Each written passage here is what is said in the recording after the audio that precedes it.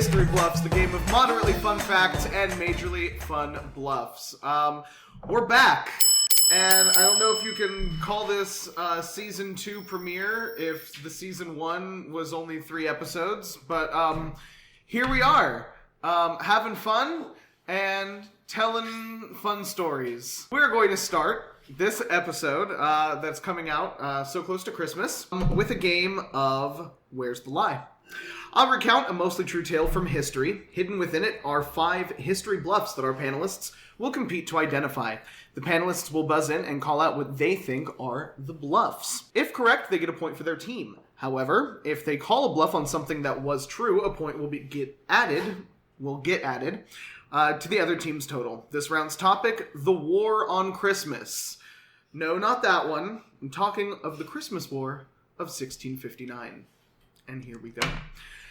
In modern times, certain groups believe Christmas is consistently being threatened by secular forces that want to ban the holiday for good. However, 400 years ago, Christmas's biggest enemy was actually one of the biggest and most powerful groups in the world. People named Chris. To understand why... Brandon? No, a bunch of people named Chris did not band together against Christmas. How do you know? Were you there? No, but that's ridiculous. That's outlandish. You're ridiculous. Exactly. No, but he is correct. Fuck. No, believe it or not, it was the Puritans, the most devout group of Christians there ever were or have been. To understand why the Puritans banned Christmas, it helps to understand what Christmas in the 1600s was like. Today, Christmas is one of the more family-friendly holidays, focusing on wholesome fun and togetherness, as well as religious devotion for those who prescribe to that sort of thing, but the origin is far more interesting. Christmas was developed from a pagan holiday focusing on the revered Saint Chris, who heroically would chop down giant pine trees when they would threaten the well-being of the citizens of his village. Brandon. He did not chop down pine trees. Were you there? No, but that's ridiculous and outlandish. I swear to God, if you get this one right, I quit! Wait, is that what they're trying to say? Like, why that's do you where know the so Christmas much about tree comes Christmas? from? Because Yeah. the Christmas tree is a jerk. No, that feels right, because... It's a different thing that people would do in another country that Yeah. started it. Yeah. So that guy chopping down pine trees, that's not true. Yeah, it's not pine trees, it's noble firs. That is correct. It was... Oh! I told you I suck at this one. It was the pagan solstice festival, which was more like Mardi Gras than the Christmas we celebrate today. A typical 1600s Christmas would involve heavy drinking, big feasts, and carefully balancing open candle flames on the branches of trees without burning your tiny wooden house down. If you ever listen... Damn, he's going No. hard. Brandon. That's like You're a asking game. for That's fire. literally asking. That's like playing a game of Jenga on a Christmas tree, but the fucking outcome is your house is setting on fire. I mean, that's kind of what we do already with, like, fucking Christmas lights and shit. No, there's not as much Nah, risk with the B. Christmas light. Unfortunately, he is correct. Fuck, dude. Three. The first 2 are actually correct. Heavy drinking and big feasts. But, instead of balancing candles, they throw dice. Sort of like a 1600s Christmas craps. I hate that. I hate that. Fuck, I'm.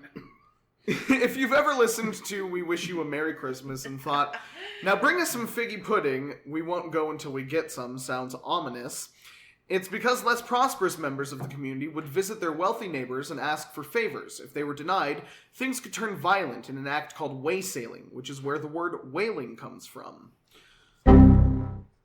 Despite the efforts of the Puritans, Christmas celebrations were commonplace in Virginia, Maryland, and other colonies, where immigrants brought their holiday traditions intact from the Old World. Still, the Puritans held Christmas at bay, decade after cheerless decade, until a man dressed in a red suit left presents on everyone's doorstep and a note asking for everyone to feel the Christmas spirit. Bobby. I thought Santa Claus was a capitalistic, invention. I mean... In the 1600s, though? I mean... Wasn't it in, the early 1900s? Well, we're getting more into the time frame of, the 1850s, the 1870s. But, it's not too Tell me, old far-fetched. Saint Dick. Just give us that fourth point. No. Fuck yourself. No, unfortunately, she's right. Hell yeah, brother. No, Massachusetts actually made Christmas a legal holiday in 1856, almost 200 years after it was banned. President Ulysses S. Grant made it a federal holiday 14 years later in 1870. We've only had Christmas as a federal holiday since 1870. Can you believe that? That's like 130 years. That's still a lot. That's That's like a whole life. 150. 150? 150. Yeah, but I mean, like, just think about the importance that we all hold on Christmas, right? Like, everyone thinks like, Yeah, oh, it's such a this big this time. old-timey tradition, but it's really just been around like as long as maybe like our great grandparents didn't celebrate Christmas. They were kind of going like, "Ooh, what's this Christmas thing going on?" What is What this? about the Germans? What is Christmas to the Germans? Don't they like put out a boot and like Das put a Boot! thing full of candy? Das Boot. Das Boot? Das I Boot. think Yeah. they're the ones that did the Christmas tree first. I don't fucking know. Yeah, I'm pretty sure they did. So at the end of that round, What was the one we missed? you did miss one. Was it Ulysses S. Grant? Was it the whaling one? I was like 98% sure. It was about whaling. It was waysailing. Hey. Okay. so Yeah, waysailing- that sounds right. So waysailing was not a violent act. It was just drunk caroling. However, there were celebrations where drunk Brits would crown a beggar as the Lord of Misrule and Aw. go to the rich and The demand land to of the get misfits. stuff. They're the land of the misfits. Merry Christmas, everyone.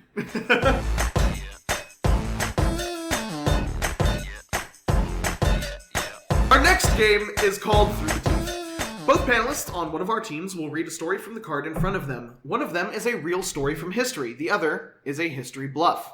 The other team will have the opportunity to discuss the stories and pick out the lie from the truth. First up is Rachel.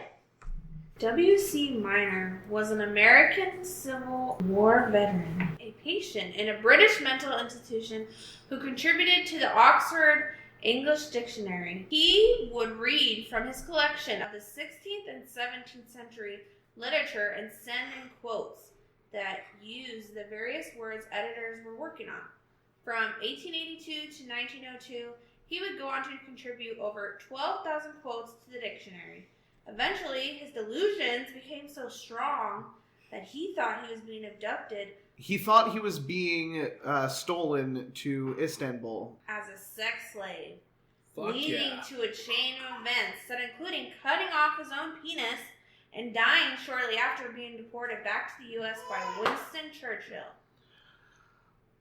So, the story of a British mental institution patient who contributed 12,000 quotes to the Oxford English Dictionary, cut off his penis, and was subsequently deported by Winston Churchill. Our next story comes from Brandon.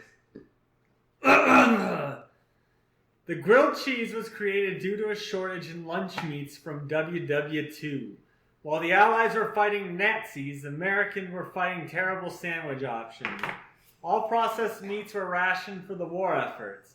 In exchange for rations of meat, France sent America an equal amount of cheese. After a little bit of convincing from propaganda, the grilled cheese took off as an American staple. So, the grilled cheese was only really created because of wartime propaganda. Bobby and Sean. Yeah, I was gonna agree. American literature thriving off of wartime propaganda. And some dude cutting his dick off. Like, Yeah. nah, bro. I don't know, Winston Churchill? Yeah, I was about to say, I also remember World War II, like, yeah, we did that, but I don't think the grilled cheese was invented then. I think it was long before that, I feel. Didn't Shakespeare invent like 2,000 words for the dictionary? Some Or shit more. like that. I mean, and he was kind of considered crazy. He was I mean, you're definitely crazy. crazy. I mean, I'm making this show, so But, you know, you're dealing with us. yeah. I'm going to go with the grilled cheese. Kind of about the grilled cheese. What do you think? Being the true one? No, I think that's the false one. You think the grilled cheese is Oh, no, the false? truth one, grilled cheese is true. Dude cutting his dick off and getting deported by Winston Churchill. You think that's the history bluff? Yeah. 100%. Okay. Will the history bluff please Oh, God. hit the buzzer? Oh my god. Ah. Fuck! I quit! So, the true story was tell that me. of Sorry.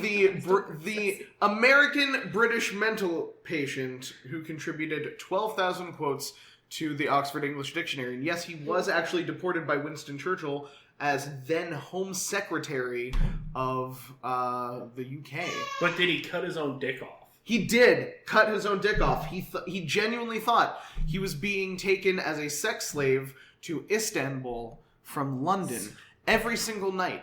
And so in an attempt to prevent that, he thought cutting his dick off would be, the way to go. He has no spot for that. Constantinople.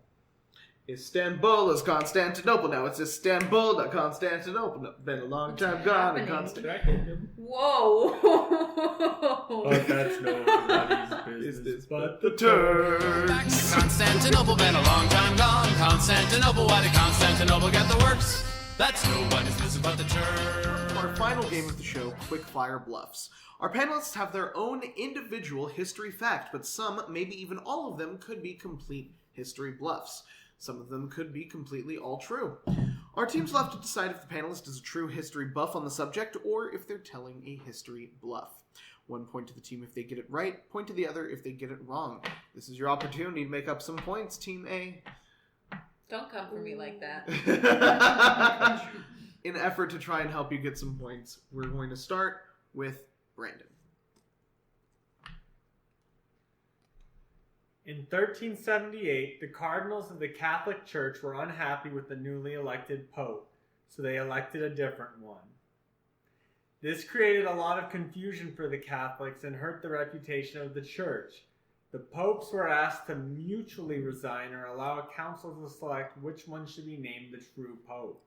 They both refused. So in 1409, the church tried to solve the problem by electing a third pope. This confusion was not settled until 8 years later when a special council was created and stripped all popes of their titles, enabled the selection of a brand new fourth pope. So, the Catholic cardinals hired too many popes. Team A, what do you guys think? I feel like that's true. Yeah, I was about to say, it sounds It like feels- something Catholics would do. Right? Yeah. Fucking bureaucracy and all that shit. Yeah. Yeah, they're kind of dumb. I would know. Well, correct. Yes. The Catholics just hired too many popes at one point, and just needed to just pope purge. That sounds wrong Potpourri. for some reason, but okay. I said potpourri. Potpourri. Our next one comes from Bobby. Okay. In the 1820s, John Quincy Adams approved an expedition to the center of the earth. Part of the plan was to meet the race of people living inside the earth and to conduct trade with them. The proposal was made by an American Army officer named John Clevis Sims. Yeah? Yeah. That's right. Junior. He Junior. was the second. He believed that there were openings at the North and South Poles that could be used to get inside the earth and explore its hollow interior. He also believed that there could be a race of people living inside the earth, and part of his plan for the expedition was to establish trade with them. So John Quincy Adams wanted to send people into the earth. That's bullshit. Team I B. think it sounds made up. The fact that he was like, I'm going to find the people in the middle of the earth and establish trade with them, that's what leads me to believe it's bullshit. Because, like, who tries to find a whole new race of people and one of the purposes is for trade? What the fuck do they have in the middle of the earth? Rocks? Diamond. Hey, I mean, Fucking there could be a diamonds. lot of stuff down there that's really worth looking at. Like liquid hot magma. But they wouldn't know about that then. True! So- I am going to organize an expedition to the middle of the earth, and That we feels shall right. find, From coming from... we shall trade our knickknacks for their knickknacks. So you're gonna go with bluff. Bluff. Well, it's actually completely true. What? It was Yeah, completely bro! true. 1820s, they didn't know about fucking biochemistry. Yeah. Why would they know about the middle of the fucking earth? They- Yeah, but why would you know about fucking Yeah, trade so- with fucking moon people? 1820s! They Bad think people. old people are real. People were dying at like the age of fucking 26. Why is your It voice was so the Black squeaky? Plague, like what? Because I'm a mole person. Lizard!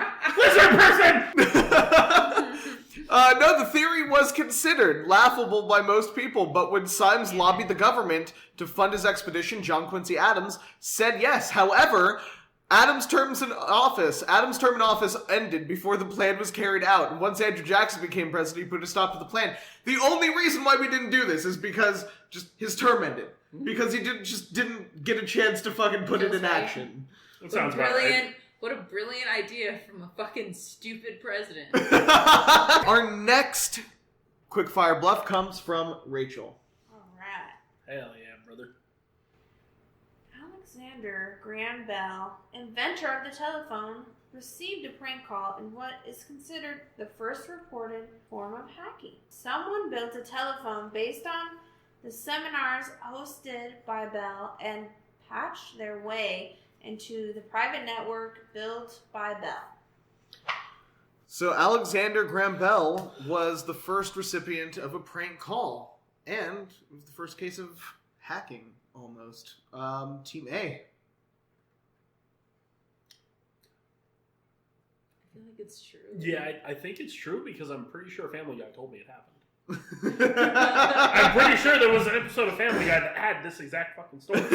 Except the dude was masturbating and fucking deeply moaning over the phone. So you're gonna go with true. Yes. Yeah. Unfortunately, it is a history bluff. Fuck! No. Alexander Graham Bell. We got our point back.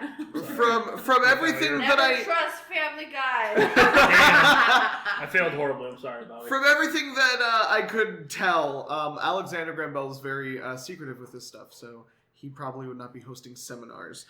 Our final story of the episode comes from Sean. Hello. Okay. Oh.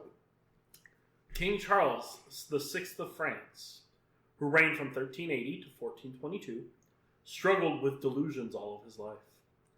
There were times when he thought he was made of glass, and so he had his clothes reinforced to protect him from shattering. When he started believing that he was made of glass, he refused to let people touch him, and he had iron rods sewn into his clothes. He thought that the rods would help keep him from shattering in the event that he came in contact with another person. King Charles and his glass bones. What do you guys think? I feel like this might be true because there are some people that do believe they have this disorder that they think they're made of glass. Yeah, but that's just the plot of Invincible. Not true. Isn't What do it? you think? I think it's a bluff, personally, but if you think it's true, we can go with true. I forget. It's fine. We have so many points, it doesn't matter. Yeah, we lost, so you're a wild card. I'm gonna say this is true. We're gonna go on a win. So it actually, yes, correct. The condition King Charles suffered from later became known as glass delusion. It occurred mainly in the late Middle Ages, and usually affected people in the wealthy and educated classes. You said it's the plot of Invincible. The wealthy. As a result, it became associated with the wider disorder of scholar's melancholy. Besides glass delusion, some sufferers of scholar's melancholy believed they were made of cork, were as heavy as lead, or that their heads would fall off their shoulders. You know why they thought they were heavy as lead is because they were licking lead. They had they were like literally, they had so much lead in everything that they were doing. They were ingesting all this fucking lead. It was everywhere. And mercury, because it was in everything. What do you mean? Lead was in our paint until like the 1970s. People were going around licking paint. Well, I mean, like not licking paint like that, but I mean in the middle. Silverware is probably made Yeah, made of lead, and their Everything they bowls ate and shit. Oh my god, that gave me the chills. Yeah. I'm thinking of pencil lead though. Dude. I was about to say, you told me you didn't stab yourself in the fucking body with pencils when Well, you were that's in graphite. That's That's different graphite. now. There's still a little bit of lead in it. Yeah, but this is different. This is like high intensity amounts of lead. Like you're sniffing lead. You're like like you're you're sniffing just paint. Like, Yes. Walking around with that? Yes. What do you call it? So at the end of that round, I can declare that Team B definitely won. Call us Team A now. And that brings us to another close of a fantastic episode of History Bluffs. Thank you guys so much for watching. Thank you guys so much for participating and joining. And we will see you for the next one. Good night. Bye. Bye.